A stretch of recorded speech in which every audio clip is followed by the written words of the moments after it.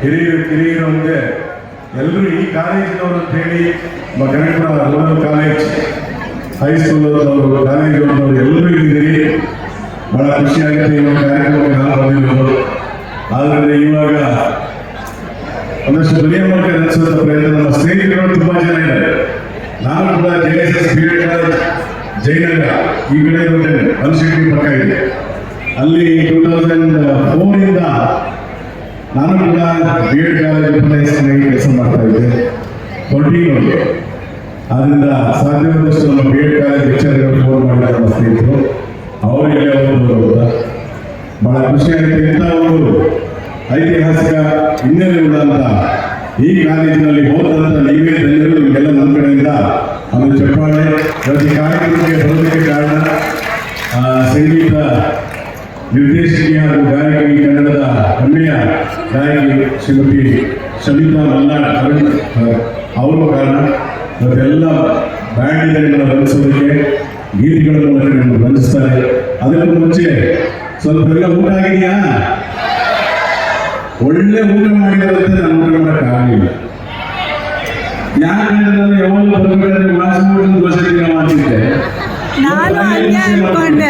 12 ಗಂಟೆ ಟಿಫನ್ ಮಾಡೋದಲ್ಲ, ಅದಕ್ಕೆ ಏನೋ ತಿನ್ನಕ್ಕಾಗಿಲ್ಲ. ಒಳ್ಳೆ ಕಾಫಿ ಒಂದು ನೀರು ಕೊಟ್ಟರು. ಆದರೂ ಎಲ್ಲ ಅಚ್ಚುಕಟ್ಟಾಗಿ ಶಿಸ್ತಿನಿಂದ ಒಂದು ಕಾರ್ಯಕ್ರಮ ಮಾಡಿದ್ದೀವಿ. ವೇದಿಕೆ ತುಂಬಾ ಚೆನ್ನಾಗಿದೆ. ಒಂದು ಚಪ್ಪಾಳೆ ತಗೊಂಡು ಎಲ್ಲರೂ ಚಪ್ಪಾಳೆ ತಗೊಂಡು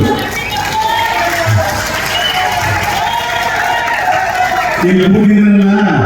ನಮ್ಮ ಮಗುವಿಗೆ ಒಂದೇ ಒಂದು ಮಾಹಿತಿ ಇಷ್ಟ, D-Boss ದರ್ಶನ ಅಂತ. ನಾನು ಹೇಳಿದ್ರೆ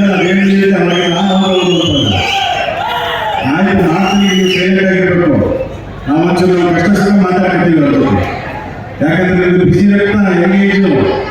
ಆಯ್ತು, ಅದಕ್ಕೆ ನಮ್ಮ ಹೆಣ್ಮಕ್ಳು ನಾನು ಒಂದು ಕಡೆ ಕಾಲೇಜಿನ ಕಾರ್ಯಕ್ರಮ ಸ್ನೇಹಿತರೆ ಜೀವನದಲ್ಲಿ ನಡೀತಾ ಇರಬೇಕಂತ ಡಾಕ್ಟರ್ ಹೇಳಿದ್ದು ನಿಮಗೆ ಗೊತ್ತಲ್ಲ. ಯಾಕಂದ್ರೆ ನಾನು BP ಪೇಷಂಟ್ಸ್ ಕಾರ್ಯಕ್ರಮಕ್ಕೆ ಹೋಗಿದ್ದಾಗ ಎಲ್ಲರಿಗೂ ನಡೆಸಬೇಕು ಬಂದಿದ್ರು BP ಚೆಕ್ ಮಾಡಿಸ್ಕೊಳ್ಳಕ್ಕೆ.